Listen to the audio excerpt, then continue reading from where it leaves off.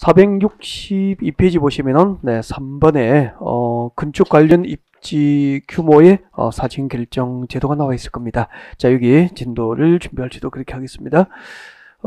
지금 우리가 공부하고 있는 파트가 건축법, 건축법상 건축 절차, 그 과정이죠. 네, 잠깐 건축 절차를 한번 볼까요? 네.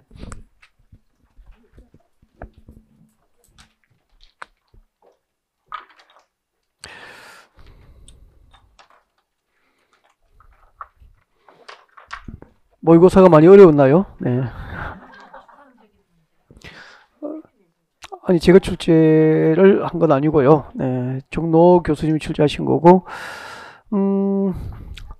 난이도는 항상 이렇게 여러분을 좀 강하게, 네, 이렇게 준비를 할 수 있는 기회를 드리기 위해서, 난이도는 조절을 좀 합니다. 그래서, 제가 어려워서 뭐 작정하고 내면은 또 그렇게 당해 좀 보시고, 네, 그렇게 뭐 생각을 좀 편하게 하셨으면 좋겠어요. 네, 좀 강하게 단련하기 위해서, 네, 난이도를 좀 어렵게 또 쉽게 이렇게 조절하고 있거나 그렇게 생각하시면 되고요. 지금까지 모의고사 점수는 의미가 없다 그랬죠. 8월 말 정도 문제풀이가 끝나고요. 7, 8일에 문제풀이 끝나고 8월 말에 이제 공법 점수가 한 40점대에서 50점대 이렇게 올라서면은 이 과목 때문에 떨어질 일은 없어요. 네, 그러니까 걱정할 필요가 없다라고 생각하십니다. 정말이에요. 그러니까 8월 말 모의고사부터 의미가 있어요. 문제풀이가 다 과정이 다 끝나고 나면은 그때 50점대로 올라서면은 이 과목 때문에 떨어질 일은 없다. 그렇게 생각하시면 돼요. 그래서 지금은 뭐 25점도 좋고 32점도 좋고 아무 뭐 큰 의미가 없어요. 아셨죠? 그래서 자, 훈련 과정, 뭐 연습 과정으로 그렇게 이해를 했으면 좋겠습니다. 자, 시작합니다. 자, 건축법상 건축 절차는 허가였죠. 허가고, 네, 주택법상 주택 건설 절차는 사업 계획 승인 그렇게 되는데, 자, 우리 건축법에 의해서 건축할 때는 제일 먼저 건축 설계, 건축을 설계합니다. 누구나 건축물을 설계할 수는 없죠. 네, 건축사 설계 대상이 규정이 되어 있죠. 그래서 건축사 설계 대상은 건축사만 설계할 수 있게 됩니다. 자, 이렇게 건축사 설계 대상이라면 건축사가 설계한 설계 도서를 첨부해서 네, 건축 절차, 즉 건축 허가를 신청하게 되죠.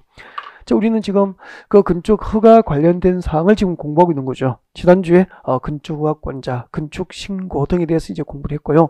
자, 오늘 계속 이제 건축 허가 관련된 사항을 공부하시게 될 텐데, 또 허가 받고 나면은 건축 허가 받은 건축물 이것을 이제 공사를 시작할 때는 공사 계획을 미리 허가권자에게 신고합니다. 무엇이라고 그랬죠? 착공 신고라고 그랬죠. 지난주 다 했습니다. 착공 신고라고 했고, 착공 신고 후에 이제 시공, 공사에 들어갑니다. 건축 시공에 들어가고, 건축 시공이 끝나면은 준공사를 받고 입주하게 되는데, 그 준공사를 건축부는 무엇이라고 했습니까? 그렇죠. 사용 승인이라고 그러죠. 사용 승인을 받고, 이제 사용 승인 나면은 이제 입주해서 네, 건축된 건축물을 사용하거나 타인에게 사용하게 할 수 있다. 그렇게 되죠. 자, 건축법상 건축 과정이 대략적으로 이렇게 이루어져요. 이렇게 이루어지는데, 오늘 저희들이 첫 시간에 공부를 해야 될 주제가 주로 이제 건축 허가와 관련해서 지난주에 이제 건축 허가권자를 공부했습니다. 건축 허가권자 공부했죠. 원칙적으로 건축법상 건축 허가는 누가 허가죠?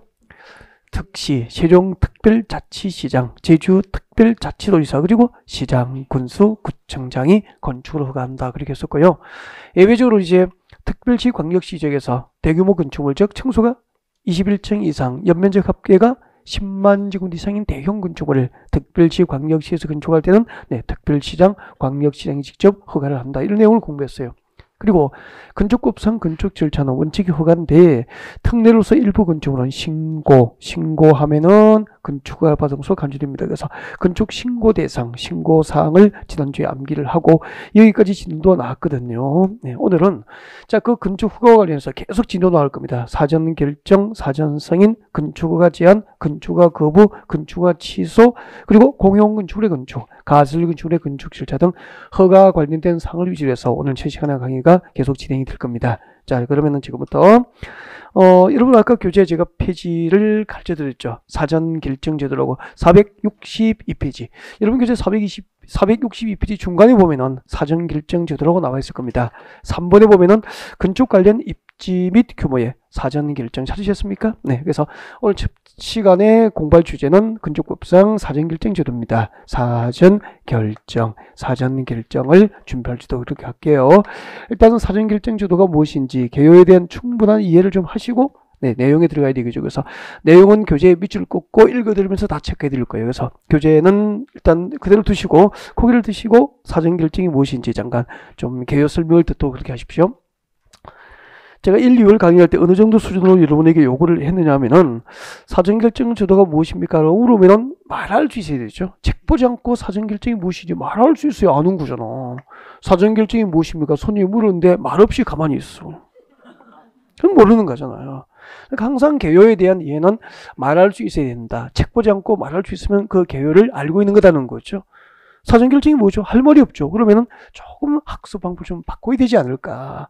사전결정 제도가 무엇인지도 모르는데 어떻게 뭐 누가 누구에게 신청하지 단순히 외워서는 안 되는 거잖아요. 그래서 잠깐 이야기를 좀 하겠습니다. 잘 듣고요. 스토리니까 듣는 거죠. 적지 말고. 자, 이야기는 듣는 거지 필기하는 거 아니죠? 잠깐 들어요. 자, 여러분 여기가 강원도 평창군입니다. 전북과 순동 농지도 있고 뭐 임야도 보이고 뭐 그렇지 않습니까? 자, 그리고 여기는 하천이에요. 여기는 하천이고 하천길 따라서 이제 도로가 있다라고 가정합시다. 이 도로예요. 도로도 있고 그렇구나. 여러분의 고객이 강원도 평창군에서 펜션 사업을 할 목적으로 5억 주고 이렇게 전답과 순동 농지 자 이렇게 토지를 취득했습니다. 얼마에 샀다고요? 5억에 샀다고. 펜션 사업하려고. 그러면 강원도 평창군이니까 건축법상 건축 허가권자는 누구죠? 강원도 평창군수가 허가권자 될 거 아니에요. 그래서 땅 5억 주고 펜션 부지 사서 강원도 평창군수에게 건축허가를 신청했습니다. 건축허가 신청했고 허가가 불허가 처분된 거예요. 이러면 이 집은 낭패죠. 5억 주고 땅 펜션 부지 샀다가 펜션 허가 못 받으면 펜션 사업을 못 하게 되잖아요. 이 땅은 필요 없죠. 처분하려면은 지방에는 금방 소분나버리죠. 이 땅은 건축 허가도 안 나는 땅이라고. 그러면은 3억에도 현실적으로 처분하고 빠져나오기 쉽지 않다고 2억을 잃어버리잖아요. 여러분의 고객이 이런 낭패를 당하지 않도록 안전한 거래가 될 수 있도록 도와주기 위해서 여러분이 이 공부를 하시는 거 아니죠? 공부를 하시는 거죠. 그래서 자, 이런 낭패를 고객이 당하지 않게 하려면은 보십시오. 건축허가 신청하기 전에 사전이잖아. 건축허가를 신청하기 전에 이 땅에서 건축법에 의해서 허가될 수 있는 건축 입지, 허가될 수 있는 건축의 규모와 용도를 미리 결정하여서 알려달라고 관할 허가권자, 건축허가권자에게 신청, 허가 여부를 건축 허가를 신청하기 전 허가 여부를 미리 결정해 줄 것을 신청할 수 있는 제도가 있다고. 이것이 뭐죠? 사전 결정. 참 좋은 제도 맞죠? 이 제도가 도입된 지 10년이 안 됐다고. 그래서 앞으로 토지매매 계약서에 도장 찍어야 됩니까? 찍기 전입니까? 찍기 전에 이 땅에서 고객이 원하는 건축이 가능한지, 그런 건축 입지가 될 수 있는지, 어떤 용도, 어떤 규모로 건축이 가능한지를 미리 허가권자로부터 결정을 통지받을 수 있는 제도가 있다는 거죠. 잘 활용하셔야 되죠. 자, 그러면 이제 사전결정 제도 무엇인지 아셨으니까 이제 말할 수 있죠, 이제는. 그죠?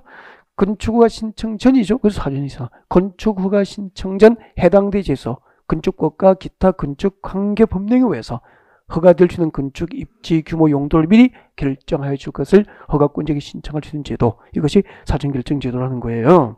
그리고 우리 시험 치리니까 이 건축법상 사전결정을 누가 신청할 수 있는지, 누구에게 신청할 수 있는지 당연히 알고 있어야 되겠죠. 그리고 사전결정 신청할 때 동시에 두 가지를 신청할 수 있도록 무엇을 동시에 신청할 수 있는지, 그리고 사전결정 통지를 받으면 그 통지 한 방으로 네 가지 허가가 있은 것으로 의지됩니다. 어떤 허가 또는 신고가 있은 것으로 의제가 되는지, 그리고 사전결정 통지서 받고 2년 내에 건축허가 신청이 없으면 사전결정 통지의 효력은 실효가 되어버리거든요. 자, 이런 내용들이 출제가 되는 거죠. 네, 작년, 재작년에 이 부분이 출제가 되었고요.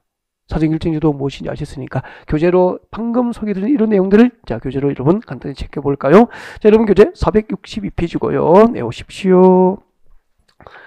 자, 사전결정 신청.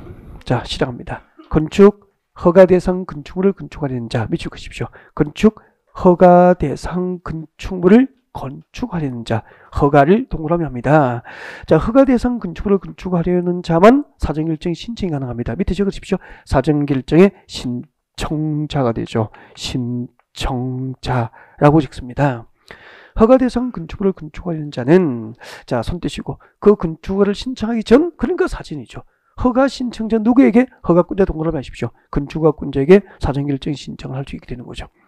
그래서 건축법상 사전결정을 신청할 수 있는 자는 허가 대상 건축물을 건축하고자 하는 자로 한정이 되는 거잖아요.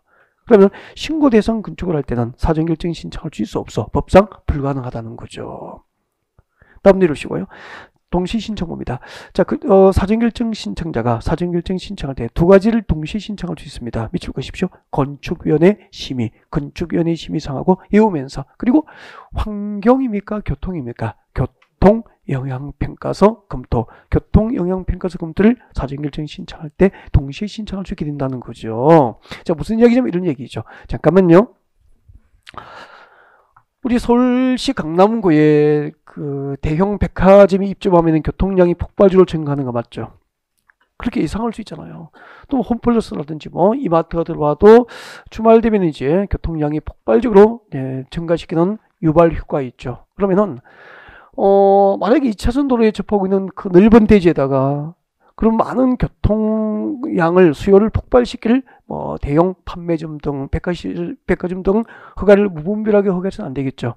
네, 교통 여건이 가능한지 교통 영향평가는 필수적이잖아요. 그러면은 허가권자는 허가권을 갖고 있지만 강남구청장은 건축허가권을 갖고 있지만 강남구청장이 교통 영향평가라는 기관은 아니잖아. 그럼 이제 이런 대형 판매실 등을 이제 허가하려면은 강남구청에서 전문기관에 교통영향평가를 의뢰하고 그 결과를 통지하는데 수개월이 걸린대요. 생각보다 많이 걸리는가 봐. 그러면은 건축위원회 심의를 거쳐야 될 대상, 또 교통영향평가를 해야 될 허가 대상 이런 것은 많은 그 처리 기간이 필요하기 때문에 사전결정 신청할 때 미리 신청하는 거죠. 건축 심의를 미리 하게. 교통영향평가를 관할 허가권자가 미리 준비할 수 있도록 사전결정 신청할 때 신청하면은 나중에 본허가 신청할 때 건축위원회 심의상이 미리 심의되고 교통영향평가가 미리 준비된다면은 건축허가 처리기간이 길어집니까? 짧아집니까? 짧아질 수 있죠. 건축민원인에게 8개월 걸려야 될 허가 처리기간이 2개월, 1개월에 가능해지게 되니까 얼마나 많은 이점이 있냐 그런 얘기죠. 그래서 우리 건축부에서는 사전결정 신청할 때 동시에 두 가지를 신청할 수 있도록 허용하는 거죠. 건축위원회 심의사항하고 환경영향평가입니까? 교통입니까? 교통영향평가서 검토를 동시에 신청할 수 있도록 허용을 하는 거죠. 두 가지 다 기억하면 되고. 그죠? 특히 환경영향평가서 검토라고 시험을 많이 내겠죠. 환경입니까? 교통입니까? 교통영향평가서 검토 이런 게 오면 되잖아. 그리고 3번은 꼭 읽으셔야 돼요. 허가권자는 사전결정 신청된 건축물의 대지 면적이 환경영향평가법상 소규모 환경영향평가 사업이라면은 지금부터 끝까지 읽었죠. 환경부 장관이나 지방환경관서의 장과 그 소규모 환경영향평가에 관해서 의무적으로 뭐 해야 되죠? 협의를 해야 됩니다. 그리고 건너오십시오. 463페이지 5번이죠. 사전결정의 효과가 나와 있습니다. 이 4개는 다 외우셔야 됩니다. 자, 허가권자로부터 사전결정 통지를 받아오면 다음에 허가 또는 신고 협의를 한 것으로 본다라고 해서 사전결정 통지서 한 방으로 허가 등이 있은 것으로 의제되는 대상이 몇 개 있습니까? 4개. 이것은 암기해야 되죠. 의제상에서 암기해야 돼요. 예를 들면 건축법상 사전결정 통지를 받은 건축주에게는 국토교육법상 개발인허가 밑줄 긋죠. 산지관리법상 산지준용허가 밑줄 긋죠. 농지법상 농지준용허가 밑줄 긋이고 하천법상 하천 점용허가 밑줄 긋이고 하천법상 하천 점용허가를 받은 것으로 본다. 이거 잠깐 볼래요? 현장에 대한 상상이 조금만 있으면 이런 것은 너무 이해가 쉬워지죠. 봐요. 강원도 평창군청에 펜션 허가가 가능한지 여부에 대해서 사전결정 신청을 했습니다. 강원도 평창군청에서 여러분의 고객이 원하는 그 펜션 건축 입지가 충분하다고 통지가 왔어요. 한마디로 허가 신청은 펜션 건축허가 가능하다고 통지서 왔다고. 그 통지서를 받은 건축주에게 여러분의 고객에게는 한번 보십시오. 이 땅이 전답 가송등 농지고 산지잖아요. 그러면 농지를 대지로 바꾸려면 뭐 해야 되죠? 농지법에 의해서 농지전용허가 필요하다고. 농지를 대지로 바꾸면 농지법상 농지전용허가 필요한데 사전결정 통지를 받은 건축자는 농지를 대지로 바꿀 수 있도록 농지법상 농지전용허가를 받은 것으로 법적으로 간주해 주는 거예요. 얼마나 좋은 제도입니까? 그러면 그리고 산지를 대시로 바꾸려면은 산지관리법상 산지 전용에 대해서 허가를 받아야 되는데 산지관리법상 산지 전용 허가를 받은 것으로 의지해 주는 거죠. 그러면 나중에 그러면 실무에서 한번 해보십시오. 농지를 대지로 바꾸기 위해서 농지 전용 허가 한번 받아보십시오. 그거 쉽지 않거든. 산지 전용 허가 더 쉽지 않거든. 그런데 사전결정 통지 받으면 전부 농지 전용 허가, 산지 전용 허가 이송서 의제 처리해 주는 거예요. 이렇게. 그러면 농지 전용 허가나 산지 전용 허가 없이 농지나 산지를 바로 사전결정 통지받은 건축주는 대지로 바꿀 수 있게 되잖아요. 그리고 이걸 펜션 지으려면 어떻게 해야 되죠? 밀어야 될 거 아니에요. 이대로 지을 수는 없잖아. 펜션 부지 조성이 필요하죠? 부지를 조성하기 위해서 밀어야 되잖아, 이렇게. 그러니까 우리는 국토교수 다 배웠다고. 산이 높으면 그대로 둡니까? 잘라야 됩니까? 잘라야 되죠. 절토라고 해요, 절토. 높은 흙을 잘라내는 거죠. 절토. 그리고 계곡이 낮은 부분은 잘라낸 흙이나 자갈, 바위돌을 채워서 덮어주게 됩니다. 뭐죠? 성토. 그리고 평평하게 고르게 됩니다. 정지 작업하는 거죠. 이런 것을 무엇이라고 합니까? 토지, 형질, 변경, 절토, 성토, 정지, 포장 등의 방법으로 토지 형상, 땅의 그 모양을 바꾸면 전부 형질 변경이고, 형질 변경 국토교육법상 개발 허가 대상이잖아. 근데 사전결정 통지를 받으면 펜션 부지 조성을 위한 토지 형질 변경을 하기 위해서 받아야 될 국토교육법상 개발행위 허가, 국토교육법상 개발행 허가를 받은 것으로 간주해 주는 거죠. 참 좋은 제도 맞죠? 그리고 여기 이제 펜션 부지 조성하고 아름다운 펜션을 지었어. 그러면 손님 오셔야 될 거 아니에요? 손님 오셔야 되니까 하천이 있고 그 옆에 도로가 있습니다. 그러면 손님이 들어올 수 있도록 진입 도로가 필요하잖아요, 이렇게. 그러면 하천에다가 이제 교각을 채워서 다리를 놓아줘야 되죠. 교각을 채워서 다리를 놓아줘야 되는데 하천에 교각을 채우기 위해서는 무엇이 필요합니까? 하천법상 하천 점용허가 필요해요. 근데 사전결정 통지받으면 하천법상 하천 점용허가가 있은 것으로 본다는 거죠. 간주해 주는 거예요. 그러면 사전결정 통지서 한 방으로 4가지 허가가 동시에 처리되는 거죠. 법적으로. 개발행 허가, 농지전용 허가, 산지전용 허가, 하천 점용 허가가 있은 것으로 본다. 그냥 현장을 보는 것으로 이해가 다 되잖아요. 맞죠? 훨씬 암기가 쉬워지지. 그리고 군청에서 그래 당신이 원하는 그 펜션 부지 입지가 가능하니까 허가 신청하면 허가가 가능합니다라고 통지서 왔어. 그 통지를 받고 사전결정 통지받고 2년 내에 건축허가 신청이 있어야 돼. 2년 내에 건축허가 신청이 없으면 사전결정 통지의 법적 효력은 그대로입니까? 실효돼 버립니까? 실효. 이게 작년 재작년에 정답을 결정했다고. 교재 볼까요? 463페이지 중간입니다. 사전결정의 효력이라고 나와 있습니다. 방금 설명한 내용이죠. 사전결정 신청자는 그 사전결정 통지를 받고 2년 이내에 동그라미 2년 이내에 뭘 해야 되죠? 건축허를 신청해야 되고 이 기간에 2년 내에 건축허가 신청이 없으면 사전결정의 효력은 상실되니까 허가권자로부터 사전결정 통지를 받으면 2년 내에 건축허가 신청이 있어야 하구나 라고 컨설팅이 가능하면 되잖아요. 근데 이게 그 시험이 어떻게 나오냐면은 건축법상 사전결정 통지를 받은 경우에는 그 사전결정 통지를 받은 날로부터 2년 내에 여기까지 맞죠? 2년 내에 착공신고 있어야 되고 동기간에 착공신고 없는 경우에는 사전결정의 효력은 실효된다 이렇게 나왔어. 근데 대부분의 수험생이 2년이 맞으니까 다 찍어버린 거잖아. 2년 내에 착공신고 있어야 됩니까? 건축허가 신청이 있어야 됩니까? 건축허가 신청이 있는데 정답률이 높지 않았다는 거죠. 그래서 숫자만 가지고 답을 찍어서 실수한 거잖아요. 정말 억울하죠. 이런 것은 틀리면은. 그죠? 네. 자, 지금까지 건축법상 사전결정이었습니다. 밑에 확인해 이제 참고하시면 되겠죠? 넘어가겠습니다. 그 다음에 464페이지 오십시오. 대지의 소유권 확보라고 나와 있습니다. 이게 주택법이 있던 제도인데 건축법이 이제 몇 년 전에 도입이 됐습니다. 그래서 건축법에서는 신설로 볼 수 있죠? 몇 년 전에 이제 주택법이 있던 제도가 건축법에도 도입이 된 거죠. 대지의 소유권 확보 지나갈 때 읽으시면 돼요. 너무 쉬워서. 자, 읽어드리겠습니다. 몇 줄 끌까요? 자, 건축법상 건축허가를 받으려는 자는 해당 대지의 소유권을 확보해야 된다. 이게 원칙이라는 거죠. 밑에 원칙.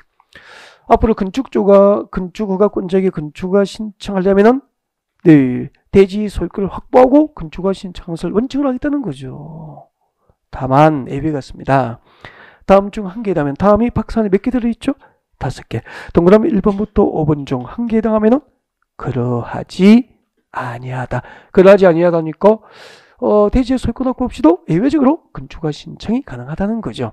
제가 다 읽어드리진 않고요. 1번 대표적으로 읽어드립니다. 이게 정답을 결정한 적이 딱 한 번 있습니다. 자, 건축주가 대지의 소유권을 확보하지 못했지만 줄 것이십시오. 그 대지를 사용할 수 있는 권한을 확보했죠. 대지의 소유권을 확보하지 못했지만 그 대지를 사용할 수 있는 권한을 확보했다면 예를 들면 뭐죠? 네, 뭐 지상권 설정해도 좋고 또 토지 소유자로부터 뭘 받으면 되죠? 사용 승낙을 받아도 좋고 이런 게 뭐 사용 권한이잖아. 지상권 설정해도 좋고 예를 들면 또 토지 소유자로부터 사용 승낙을 받아도 좋고 내 땅에 당신 건축허가 해도 좋아 라고 사용 승낙을 받아도 좋아요. 이것만 첨부되면 건축허가 접수가 된다고. 그래서 앞으로 건축주가 건축할 때는 건축물의 대지 소유권을 확보하는 게 원칙이지만 사용권을 확보하면 소유권 확보 없이도 건축허가 신청이 가능한데 뒤쪽에 단서가 붙어있죠. 이게 정답 결정했다고. 단 분양 목적으로 건설하는 공동주택, 분양을 목적으로 하는 공동주택은 네, 소유권 확보 없이 사용권은 확보만으로 건축허가 신청이 허용됩니까? 제외입니까? 제외. 이게 정답 결정한다. 보통 이제 이렇게 암기 부담이 많은 것은 단서 조건이 붙은 것이 주로 정답을 결정해요. 그 눈치껏 보시면 되잖아. 그죠? 네. 그래서 1번은 좀 명확하게 하시고 나머지는 여러분이 참고로 보시면 될 겁니다. 그 다음에 오른쪽으로 갑니다. 5번 사전 승인.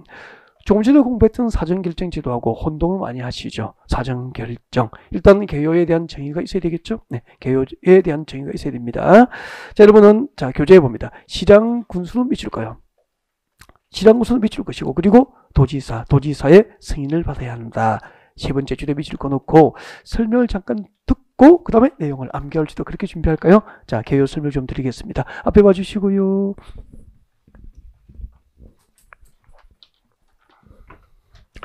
사전 승인입니다. 사전 승인. 우리 모의고사 이제 두 번째 봤죠? 3월달 모의고사는 이제 제가 출제했는데 대체로 좀 난이도를 낮춰서 공부할 수 있는 의욕을 좀 드려요. 3월달에는. 그래서 시작하면 되겠다는 느낌이 있어요. 3월달에 빵점 만들고 신0 점 만들 수는 없는 거잖아.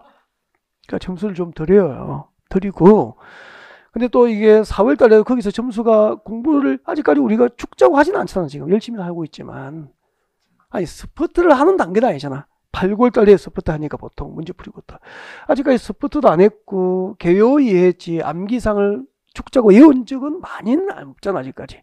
근데 점수가 쉽게 80점 90점 나오면 공부하시겠어요? 얼마나 쉬운 줄 알겠어. 그러니까 그 다음에는 또 채찍을 한번 치는 거예요. 이렇게 좀 강하게. 그래서 충격을 좀 받아야 정신을 좀 차리는 거죠. 충격요법이죠. 늘 점수를 이렇게 쉽게 시켜주면은 당근만 먹이면 강하게 크지 않잖아 애들이. 쓴 약도 가끔 필요하죠. 그렇게 생각하셔야 돼요 이걸. 그렇게 해야 되지. 이걸 늘 쉽게 돼버리면 의미가 없는 거. 늘 어려워도 안 되는 거잖아. 그러니까 쉽게 어렵게 강약을 조절하고 있는 과정으로 보시면 되고요. 그걸 너무 뭐 이렇게 깊게 생각하시고 막 심각하게 고민하고 소주 마시고 막 안 나오고 막 그럴 필요는 없는 거죠. 원래 그런 과정이 필요하지 않습니까? 맞죠? 이러면 선생님도 그렇잖아. 그걸 막 이렇게 하면 돼. 이제 시작이라고. 모의고사 몇 번 보셨죠? 2번. 제가 감히 말씀드리는데 진짜로요. 그 9월달 마지막 모의고사까지 평균 60점을 한 번도 넘어보지 못한 분들이 마지막에 스포트에서 돌아오는 경우 엄청 많이 봤거든요. 엄청 많이 봤다니까. 걱정하지 마세요. 그러니까 전국에서 20만 명이 응시하더라도 여러분처럼 이렇게 체계적으로 잘 지금 꾸준히 준비하고 계시는 분은 별로 없거든요. 힘내시고 여러분 아니면은 붙을 사람 별로 없을 거예요. 사전승인 좀 풀리셨어?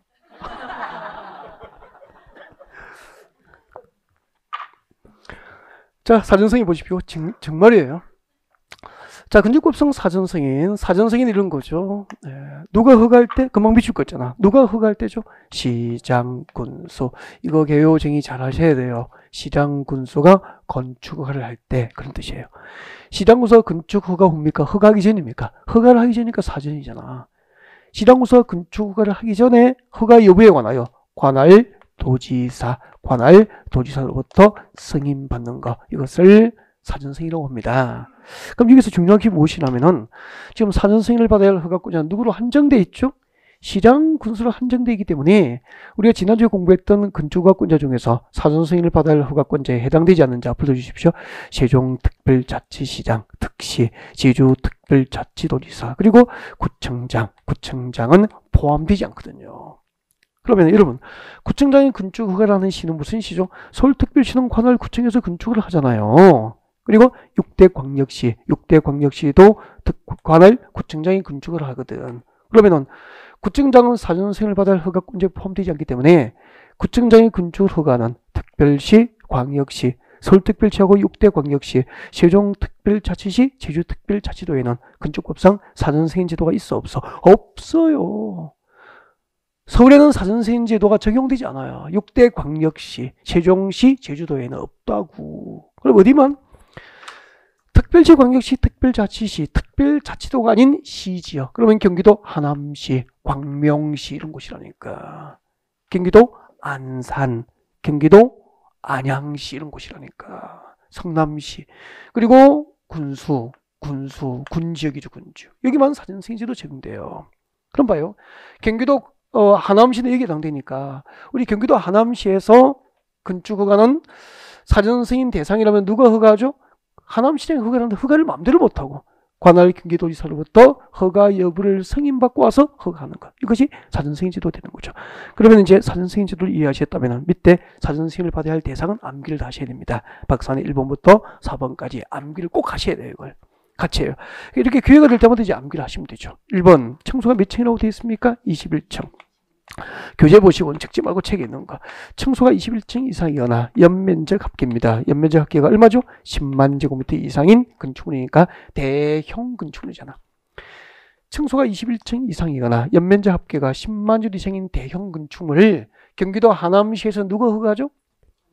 하남시장이 허가하죠. 근데 허가를 마음대로 못하고 경기도지사로부터 이 대규모 건축물에 대한 하남에 대한 대규모 건축물에 대한 허가를 해도 되는지 승인받고 와서 허가하는 것을 사전승인이라고 하는 거죠. 단 층수가 21층 이상 연면적 합계가 10만 제곱 이상이어도 단 무엇이 제외되죠? 잘 보십시오. 공장, 창고 등은 사전승인 대상입니까? 제외입니까? 제외. 이것도 정답을 몇 번 결정했다고.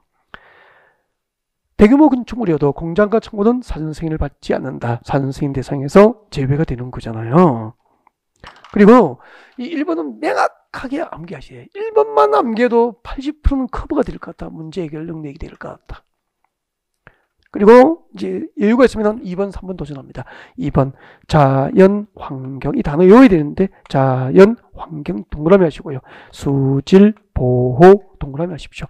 자연환경, 수질보호 동그라미 교재 보시고 자연환경과 수질보호를 목적으로 도지사가 지정 공간구역 안에서 층수가 몇 층이죠? 3층. 층수가 3층 이상이거나 연면적 합계. 연면적 합계가 얼마죠? 10만 제곱미터 이상. 층수가 연면적 합계가 1,000 제곱미터 이상. 연면적 합계가 1,000 제곱 이상인 외우셔야 됩니다. 이거 같이 외워 같이. 교재 보고 외우세요. 공동주택, 일반 음식점, 일반 업무시설, 위락시설, 숙박시설.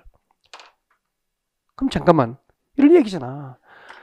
경기도 하남시에서 자연환경과 수질보호를 목적으로 경기도지사가 지정 공간구역에서 자연환경과 수질보호를 목적으로 경기도지사가 지정 공간구역에서 층수가 3층 이상이거나 연면적 합계가 1000제곱미터 이상인 공동주택, 일반 음식점, 일반 업무시설, 위락시설, 숙박시설을 하남시장에 허가하려면 사전승인을 받고 경기도지사의 승인받고 허가해야 된다는 얘기예요.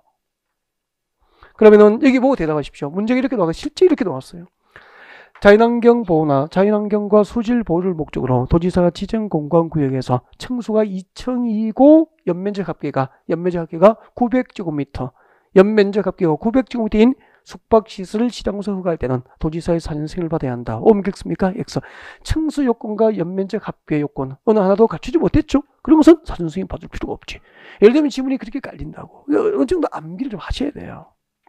그 다음에 세 번째는 주거 환경, 교육 환경. 이 단어를 동그라미에서 외우셔야 됩니다. 기억을 해주라는 거죠. 주관경, 교육환경이잖아요. 이번에는 주관경, 교육환경 보호를 목적으로 도지사가 지정 공간구역에서는 층수나 연면적 규모와 상관이 없죠. 층수나 연면적 규모와 상관없이 무엇을 허가할 때? 위락시설, 숙박시설을 허가할 때죠. 위락시설, 그리고 숙박시설을 허가할 때는 도지사로부터 사전 승인을 받아야 한다. 그렇게 됩니다. 자, 이런 내용은 지금 교재에 있는 내용을 그대로 하기 때문에 이런 교재하고 같이 보고 계시죠? 그래서 이걸 보고 필기하는 건 아니니까 또 이걸 정자로 써가면 시간이 오래 걸려요. 그러니까 조금 약간 흘림줄을 쓰더라도 봐주셔야 되고, 알겠죠? 이도 정자로 쓰려면 진도 언제 나가냐고. 그죠? 교재에 있는 내용이니까. 보고 필기하는 건 아니죠. 같이 호흡을 맞추기 위해서 필기하는 거니까. 네. 자, 시작해요. 지금까지, 자, 건축법상 사전 승인 제도였습니다. 자, 그리고 이럽니다. 건축허가 거부 중요해요. 건축허가 거부. 자, 별표 하나 할까요? 별표 하나 하시고 자꾸 별표 늘어가죠. 이제 지나갈 때 읽고만 지나가도 될 정도에 이해하면 너무 쉬워요. 자, 여러분 건축허가 거부 두 번째 줄 봅니다. 두 번째 줄에 자, 다만 지금부터 밑줄 그십시오. 다음 중 한 개 다음에는 다음이 박산의 동그라미 1번, 2번이에요.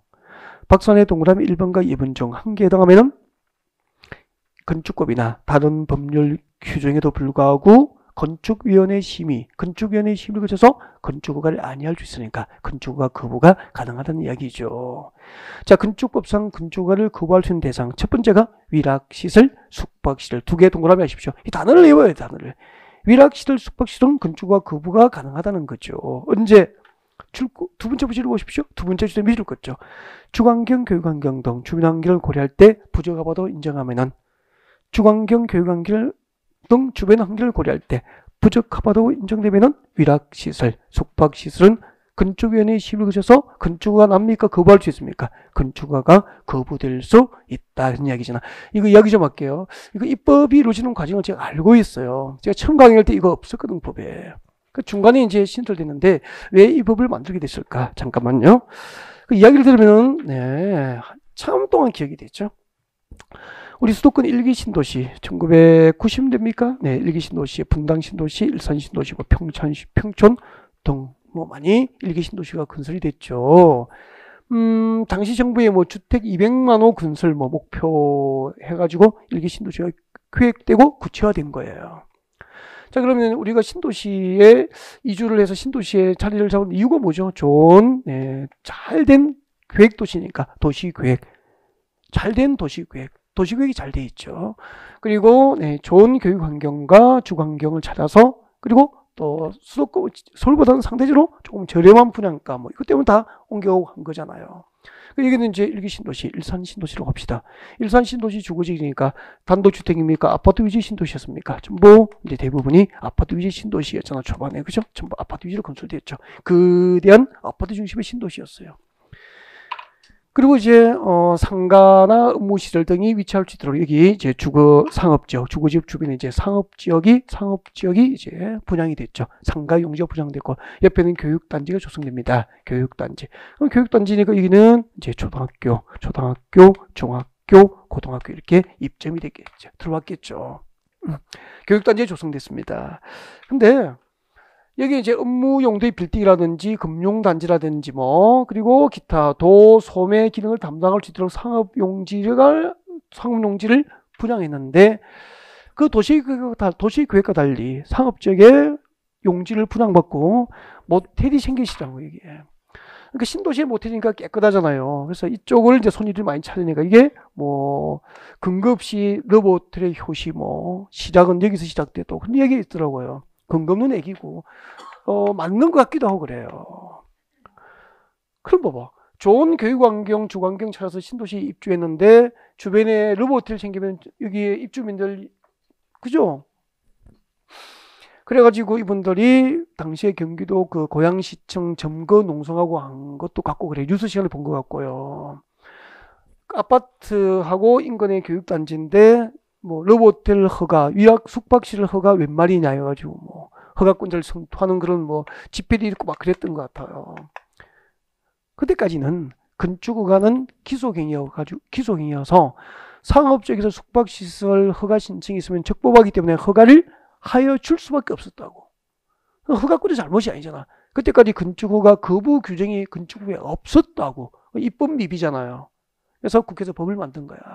신속하게 법을 만들어가지고 앞으로 아파트 단지, 주거환경, 여기도 뭐죠? 교육환경. 주거환경, 교육환경에 적합하지 않은 위락시설, 나이트클럽, 숙박시설, 모텔, 호텔 이런 것은 주거환경과 교육환경에 적합하지 않으면 건축위원회의 심의를 거쳐서 허가 거부가 가능하도록 입법이 이루어지게 된 겁니다. 이거예요, 이게. 스토리가 있으니까 금방 기억되죠? 그래서 앞으로 주거환경과 교육환경, 교육환경에 적합하지 않은 위락시설, 숙박시설은 건축허가 거부 대상이 될 수 있다. 그렇게 하시면 되죠. 허가 거부 대상 단어 2개 외웠죠? 위락시설, 숙박시설. 그렇게 오시면 돼요. 넘어가요. 다음 두 번째 방제지구입니다. 방제지구 동그라미 하시고요. 자연재해 위험 개선지구 동그라미 하시고 방제지구와 자연재해 위험 개선지구 2개 동그라미 하십시오. 방제지구나 자연재해 위험 개선지구 등 상습적으로 침수되거나 침수가 우려되는 지역에 건축하는 건축물에 대해서 지금부터 밑줄 긋죠. 끝까지 지하층 등 일부 공간을 주거용으로 또는 거실로 설치하는 것이 부적합하다고 인정되면 건축안은 거부될 수 있다는 겁니다. 읽으면서 이해가 되죠, 이제. 여러분, 잠깐 볼까요? 방제지구라고 되어 있습니다. 방제지구는 건축허가 거부가 가능하다라고 되어 있거나, 우리 방제지구는 용도지구 편습해 오셨죠? 방제지구.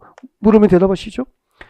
방제지구는 화재 예방을 목적으로 지정했습니까? 재해 예방입니까? 재해 예방을 목적으로 지정했거든. 그럼 재해 예방이 필요하다는 것은 재해가 발생할 가능성이 높은 지역이잖아. 그죠? 이런 지역인데 여기에 건물을 지었을 때 지하층 일부가 그 침수가 상습적으로 침수되는 지역이어서 그 지하층 일부를 거실로 쓰거나 주거용으로 쓰기에 부적합한 곳이라면 건축을 해서 재해를 당하게 해야 됩니까? 막아야 됩니까? 그래서 지하층 일부를 거실이나 주거용도로 쓰기에 부적합하면 이 상습 침수 지역에서는 건축허가 거부가 가능하도록 입법이 이루어진 거잖아요. 상식으로 되구나, 이해가. 방제지구가 무엇인지만 잠깐만 생각해야 돼. 굳이 뭐 그게 안 해도 되겠잖아. 그 다음에 또 하나, 자연재해 위험 개선지구라고. 자연재해 위험 개선지구라고. 이러면서 자연재해 위험이 큰 동네라는 걸 알 수 있잖아요. 이런 동네에서도 상습 침수지역이라고. 상습 침수지역이니까 지하층 일부를 거실이나 주거 용도로 쓰기에 적합합니까? 적합하지 않습니까? 적합하지 않는 동네라면 건축위원회의 심의를 거쳐서 허가권자가 건축허가를 거부해 줄 수 있다는 거죠. 그래서 공부도 약간의 스킬이 필요하다. 문장을 다 읽고 외우는 것은 잘못된 거고, 이렇게 듣고 이해하면 단어만 4개 외워도 될 것 같는데, 건축법상 건축허가 가능한 용도, 허가 거부가 가능한 용도는 위락시설, 숙박시설. 또 하나가 뭐죠? 방제지구나 자연재해 위험 개선지구. 단어 4개만 외우고 지나가도 될 것 같은데 이해 좀 하셨으면 멋져. 네. 다음 내려오십시오. 7번 건축허가의 제한. 무지하게 중요해요. 건축허가 제한. 건축허가 제한입니다. 건축허가의 제한. 양과로 1번 국토부 장관의 제한하고 양과로 2번 특별지방 광역시장 도지사 특광도라고 합니다. 특광도 특별지방 광역시장 도지사의 제한을 비교하면 되죠. 양과로 1번하고 양과로 2번을 앞으로 묶어서 비교를 하세요. 비교. 그래서 같이 비교해보죠. 교재에 있는 내용이니까 잘 짚어가면서 수업을 들었으면 좋겠고, 밑에 핵심 코크에 보시면은 제가 지금 정리하고 있는 내용이 핵심 코크에 정리가 되어 있어요. 그래서 자, 필기는 하지 말고 거기다 필요하면 메모하고 하면서 자, 수업을 잘 들었으면 좋겠습니다. 아셨죠? 네. 자, 시작할게요. 네, 건축허가 제한입니다. 정확하게 하면 잠깐만. 건축허가, 허가권자 허가를 못하게 제한할 수도 있고요. 허가도 제한할 수 있고요. 이미 허가권자로부터 허가받은 건축물에 착공을 못하게 착공도 제한할 수 있다고. 허가 및 착공 제한이 되는 거죠. 허가 및 착공 제한이 가능합니다. 건축허가를 제한할 수도 있고 이미 허가받은 건축물에 착공을 못하게 착공 제한을 가할 수도 있고, 그런 이야기예요. 그럼 첫 번째 제한권자 교재 보십시오. 누구죠? 국토부도 운영하는 제한권자가 되잖아. 우리 지난주에 어떤 경우에도 건축 허가권을 국토부 장관이 건축 허가를 하는 경우는 있었습니까? 없었습니까? 없죠. 국토교통부 장관 그리고 제주특별자치도지사가 아닌 일반 도지사는 어떤 경우에도 건축법상 건축허가권이 없어요. 그러면은 국토교토 장관은 지방입니까? 중앙정부입니까? 중앙정부잖아. 그래서 중앙정부, 우리 중앙정부 국토교통부에서는 건축 허가권은 없지만 봐요. 허가권자가 허가를 못하게 뭐하죠? 제한할 수 있고, 이미 허가권자로부터 허가를 받은 건축물도 착공을 못하게 착공 제한도 갈 수 있는 거야. 허가 제한, 착공 제한을 할 수 있는 통제권을 갖고 있는 건 중앙정부는. 그러면 국토교통은 누구를 제한하느냐면은 대한민국의 모든 허가권자를 제한합니다. 모든 허가권자가 허가를 못하게 제한할 수도 있고, 이미 허가받은 건축물에 착공을 못하게 착공 제한을 갈 수도 있는 거잖아. 언제? 다음에 사유가 있을 때만 제한해라 라고 국회에서 법을 만들어 둔 거죠. 국회에서 국토부장관이 건축을 제한할 수 있는 사유를 법률로 두 가지를 딱 규정해 버린 거죠. 이걸 꼭 외워줘야 돼. 지금 국토부장관이 건축을 제한할 수 있는 사유입니다. 첫 번째가 국토관리. 같이 마음속에 외워요. 국토관리죠. 국토관리를 위해서 필요한 게 하라는 거지. 국토관리. 그럼 여러분, 국토관리, 대한민국 국토관리는 누구의 책무입니까? 중앙정부의 책무지. 국토관리가 대한민국 국토 전반을 관리하는 책무가 서울시장의 책무는 아니잖아요. 그래서 이 국토관리를 위해서 필요하면 국토교통부에서는 대한민국의 모든 허가권자 허가를 못하게 제한할 수도 있고, 이미 허가가 났더라도 착공을 못하게 착공 제한을 가할 수도 있다는 거지. 또 하나가 있죠. 두 번째, 주무부 장관. 장관 동그라미 했으면 좋겠다. 주무부 장관이죠. 주무부 장관의 요청이 있는 경우입니다. 요청. 그럼 주무부 장관이 누가 될 수 있죠? 국방부 장관이 될 수 있는 거지.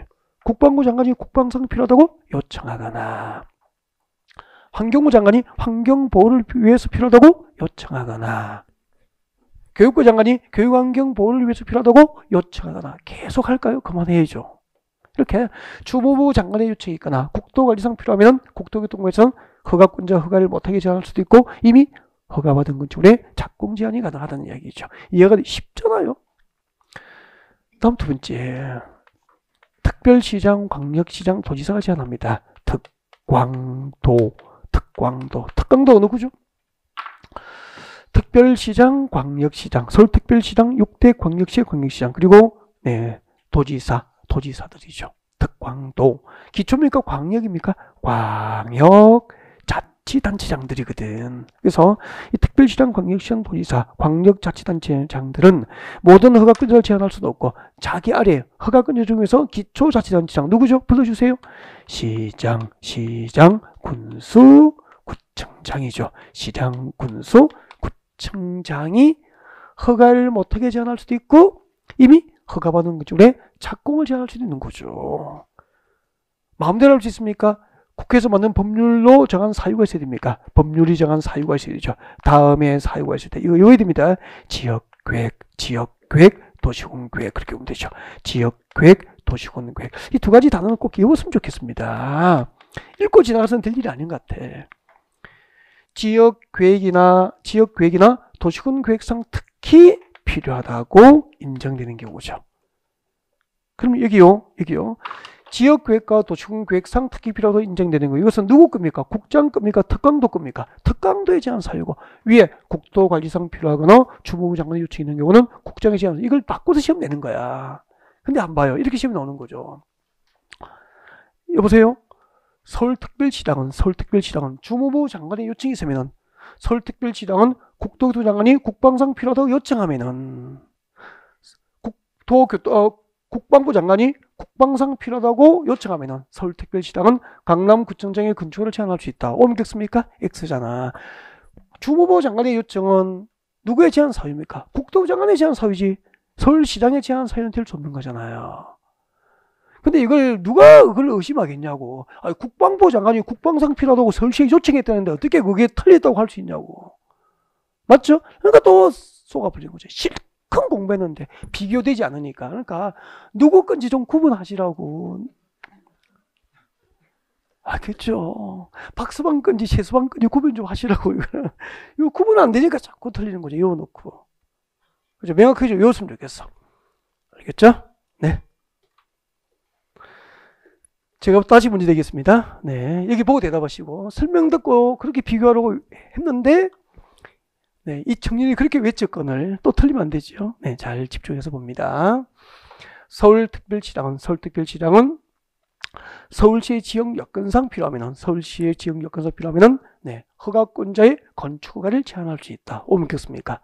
X잖아요. 허가권자라고 표현하면 안 돼요. 왜요? 강남구청장만 제한할 수 있지 모든 허가권자가 아니잖아. 그러니까 서울시장 국토교통부는 모든 허가권자를 제한할 수 있지만 특강소는 특별시장 광시장 도지사는 관할 구역 안에 있는 허가권자만 제한할 수 있지 허가권자를 전부 허가 못하게 제한할 수는 없잖아요. 여기다가 허가권자로 쓰면 틀리는 거잖아. 서울시장은 누구를 제한하죠? 관할 구청장을. 경기도지사는 관할 시장구청을 제한하죠. 맞죠? 여기다가 허가권자를 쓰면 누구도 들어갑니까? 모든 허가권자 들어가니까 틀리는 거죠. 이런 것을 구분하라는 거죠.